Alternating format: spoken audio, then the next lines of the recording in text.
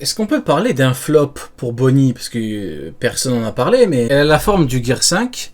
Tout ce qu'elle fait avant d'être KO, c'est la patate, là, la patate truc, l'espèce de l'équivalent de Gear 3. En vrai, on aurait pu avoir un... Bon, j'exagère volontairement, vous me connaissez, mais on aurait pu avoir un Bajrangun.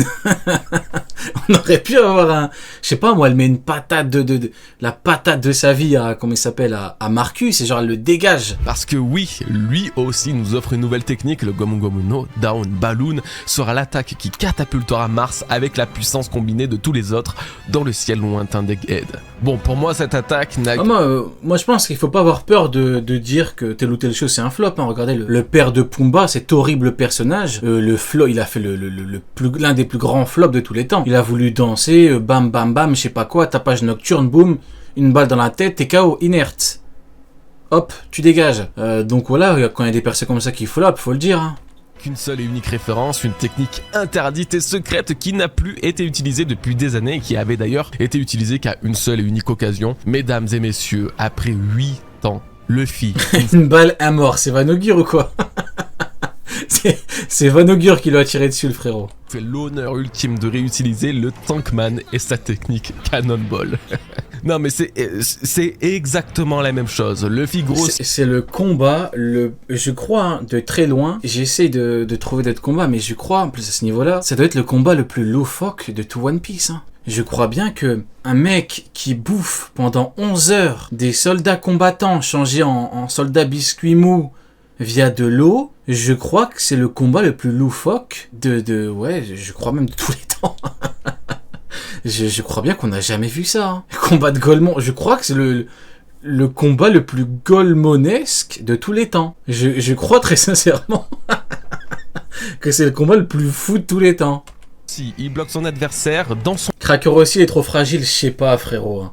Quand tu vois qu'il a passé une dizaine de soldats biscuits durs qui n'étaient pas mouillés, en sachant qu'il faut l'équivalent d'un ou deux Kongun pour les coucher, je me dis est-ce qu'il y a beaucoup de personnages qui seraient restés vivants après ça, tu vois. Bon, le problème c'est qu'on peut pas trop savoir, mais genre tu prends Fujitora, il se prend le truc, il fonce vers 10 soldats biscuits, en sachant que Fujitora, quand il s'est pris le Gear 3 et qu'il s'est défendu, il avait une blessure au visage. Hein. Petit aparté. Est-ce que Fujitora s'en sort indemne?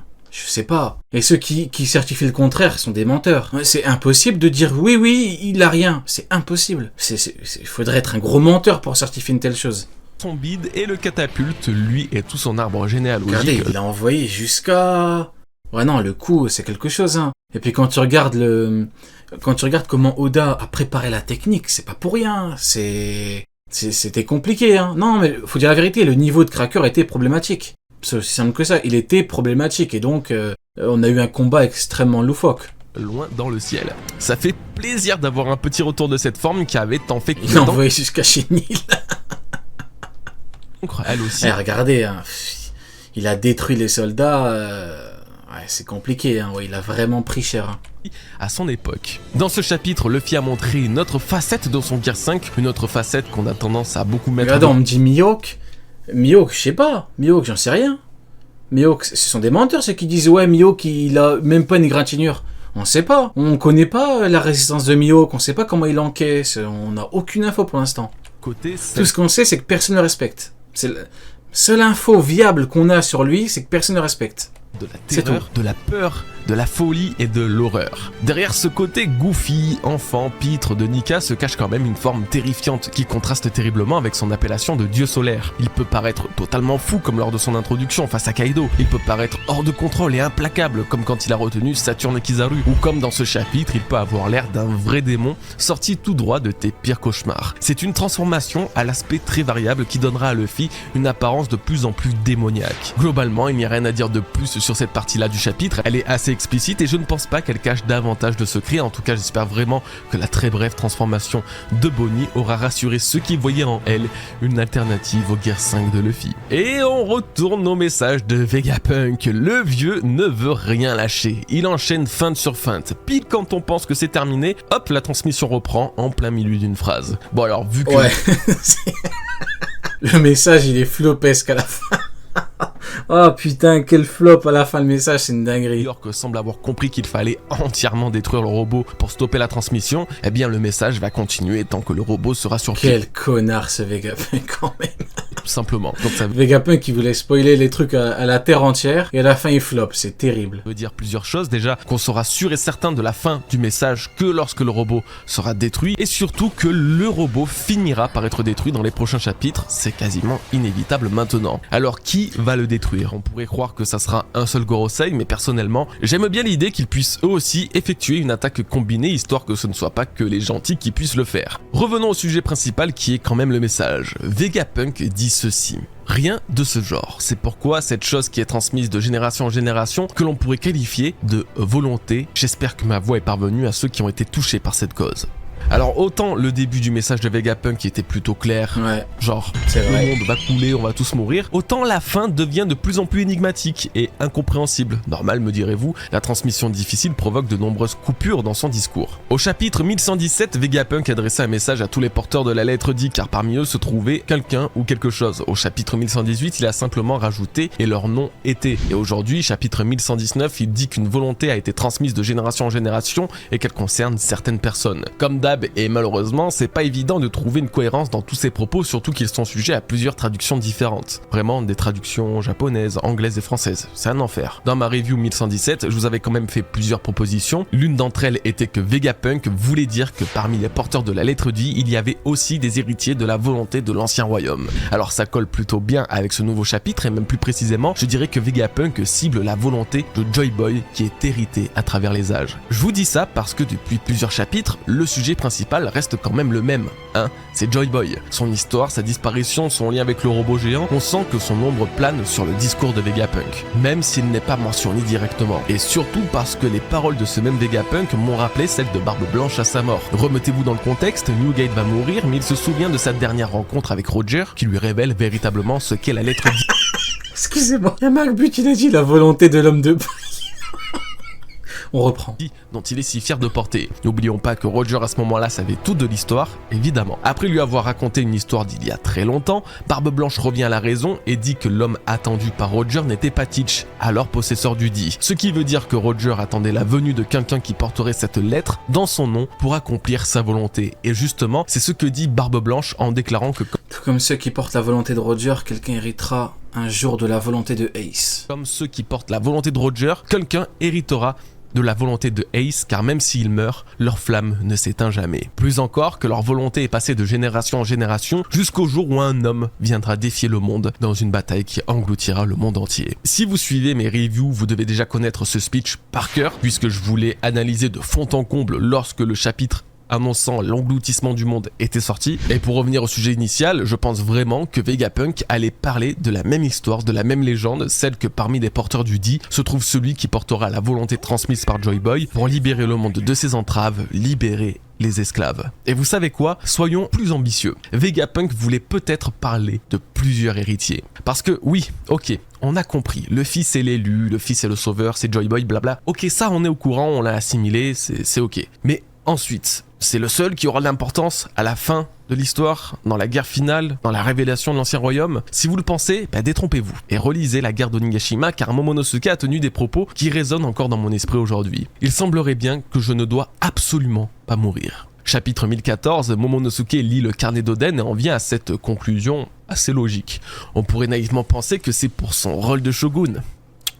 Non, que nenni. Momonosuke aurait découvert le rôle qu'il tiendra à la fin de One Piece, un rôle qui viendra en aide à Joy Boy, un rôle qui a sa place dans la bataille finale et dans la libération du monde. Momonosuke héritera tout comme le fit d'une volonté d'une personne du siècle oublié. Il devra accomplir le destin auquel il est attaché. Et encore une fois, ce n'est pas le seul, car je soupçonne aussi Vivi de devoir accomplir quelque chose, elle qui est aussi une D descendante directe de Lily. Lily a permis la répartition et la libération des poneglyphes dans le monde. monde étant aussi Nedi, elle devait... Ouais, rien que cette page, on pouvait pas avoir Luffy qui a voyagé dans le temps, le présent c'est le passé, le futur de je sais pas quoi, parce que du coup les poneglyphes, t'as Im qui en parlait concrètement, donc en fait rien que de par les poneglyphes, la théorie ne pouvait pas être valable. D'ailleurs c'est ce que Sunny faisait que répéter, et ouais il avait raison, hein. Les poneglyphes c'est un élément qui fait que le truc du voyage dans le temps ne pouvait pas avoir eu lieu en fait. Posséder une volonté forte, une volonté unique que seul Vivi pourra accomplir. De toute façon, et si on revient aux paroles de Barbe Blanche, lui-même compare que nenni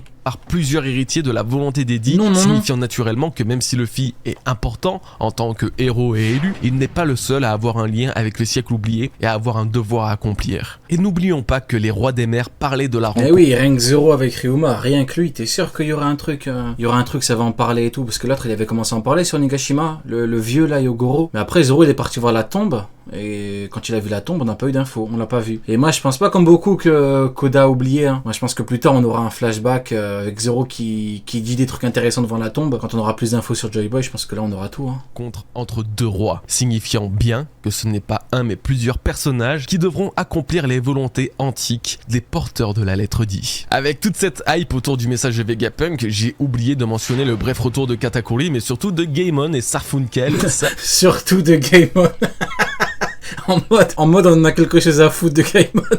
Cher et tendre. En même temps, il est vrai que ça n'a pas apporté grand chose dans le chapitre, mais ça fait toujours plaisir de voir des visages autant appréciés par la communauté. Alors que Mars n'est plus en danger pour les Mugiwara, c'est Jupiter et Mercure qui reprennent le flambeau. Jupiter... Ah ok, les problèmes. Ok, donc là ça a parlé du flop de cet infâme personnage qu'est Vegapunk, le flopper fou, et maintenant ça parle des problèmes. Toujours autant chelou dans ses attaques, crash des agents du Cypherpol et même des Séraphins. Alors comment est-ce possible, me direz-vous? Eh bien, il les avait déjà aspirés au préalable 3 chapitres plus tôt. Ouais, j'ai bien galéré à m'en souvenir, hein. Il tente désormais d'aspirer le bateau des géants et devinez quoi? Il y arrive. Alors derrière son apparence pas franchement badass, hein, on est d'accord avec ça, il est clairement l'un des membres du Gorosei avec le plus d'impact, voire celui... Ouais, c'est surtout le plus chiant, il est relou ce mec. Qui dégage le plus de puissance. Mais lui pour le coup, il a pas d'autre technique, hein. Les autres...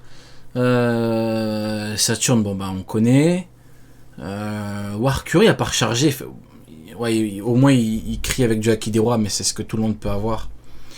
Ouais, bon... Ouais, en vrai, c'est l'équivalent d'un Warcury, mais en inversé, quoi. Ouais, c'est l'équivalent de Warcury, mais ouais, c'est ça, ouais. Pas forcément contre, parce qu'il n'a pas de feu, de haki ou d'armes particulières, mais pouvoir aspirer et ramener vers la côte un navire de géants, avec des géants dessus, non, mais c'est trop grave.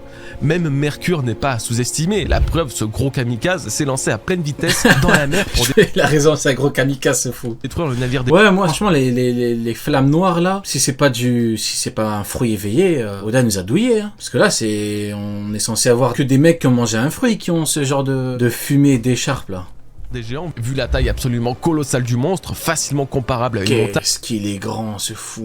Hein, no fake, il aurait écrasé le bateau sans sourciller. Et là encore, on n'a plus trop les notions des grandeurs dans cet arc, tellement tout est disproportionné. Mais les petits navires là que vous voyez à côté, ce sont des cuirassés de guerre qui, en temps normal, mesurent 60 mètres de haut. C'est un petit peu plus grand que le Sunny.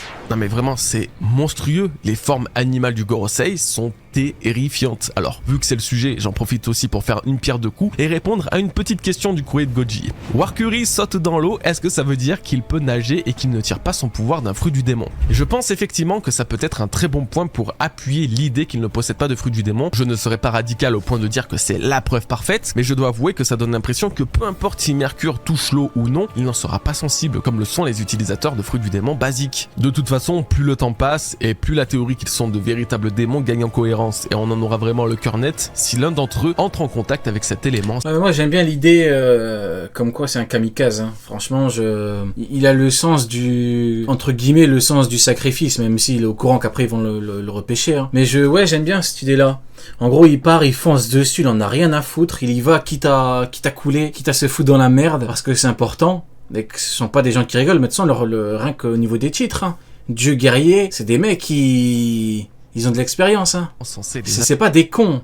affaiblir. Pour finir, on saura aussi très bientôt s'il possède une faiblesse particulière face au robot géant, ou devrais-je plutôt l'appeler Emmett, le camarade de Emmett le GOAT. Joy Boy. Pleurer les anti-Emmett, en mode ça existe vraiment. Alors que Mercure s'apprêtait à détruire le navire des géants, le robot sort enfin des eaux et Voilà. frappe de son bouille infernal, lui brisant au passage l'une de ses cornes. Au même moment, le géant de fer se souvient des paroles de Joy Boy qui lui dit « Écoute bien Emmett, c'est le moment d'intervenir » avant que le chapitre ne se clôt là-dessus, nous laissant une fois de plus dans le mystère de la relation entre Joy Boy, Luffy et ce colosse de fer. Enfin, le robot a un nom. Et quel nom en plus! Emmett n'a pas été choisi par hasard par Oda. Dans cette dernière partie de la review, je vais vous expliquer son étymologie et tout ce que vous devez savoir à son sujet. Alors les bros, je vous invite à nouveau à liker cette vidéo et à vous abonner et même à commenter pour le référencement. Ce sont des aides vraiment précieuses qui récompensent mon travail et me permettent de continuer à vous proposer toutes ces analyses hebdomadaires. Merci à vous, maintenant parlons d'Emmett. Ah, magnifique Goji qui va nous régaler en nous parlant de Emmett et qui est le GOAT. Pleurez les anti-Emmett. Des années, littéralement, que je tente de vous convaincre à chaque théorie qu'Oda possède une culture délirante et qu'il le met à profit de son œuvre très régulièrement. Aujourd'hui, il nous le prouve à nouveau en nommant le géant de fer allié de Joy Boy, Emmett. Pour ceux à qui ça ne parle pas forcément, une simple et petite recherche vous permettra de trouver une première référence de ce nom sur Google, ou devrais-je dire de ce mot dans le langage hébraïque. Emmett signifie donc vérité, mais aussi fidélité, des termes qui font sens aujourd'hui avec le message de Vegapunk visant à révéler la vérité au monde et à ce même robot qui semble terriblement fidèle à Joy Boy pour continuer de le chercher, même. Quelle folie! Il vient de se prendre un coup de Warcury de plein fouet. Il est en train de couler. Le mec ne pense qu'à Joy Boy. J'aimerais te revoir. C'est bizarre. T'étais là, t'es plus là. Il vient de se manger un coup de zinzin. Il en a rien à foutre.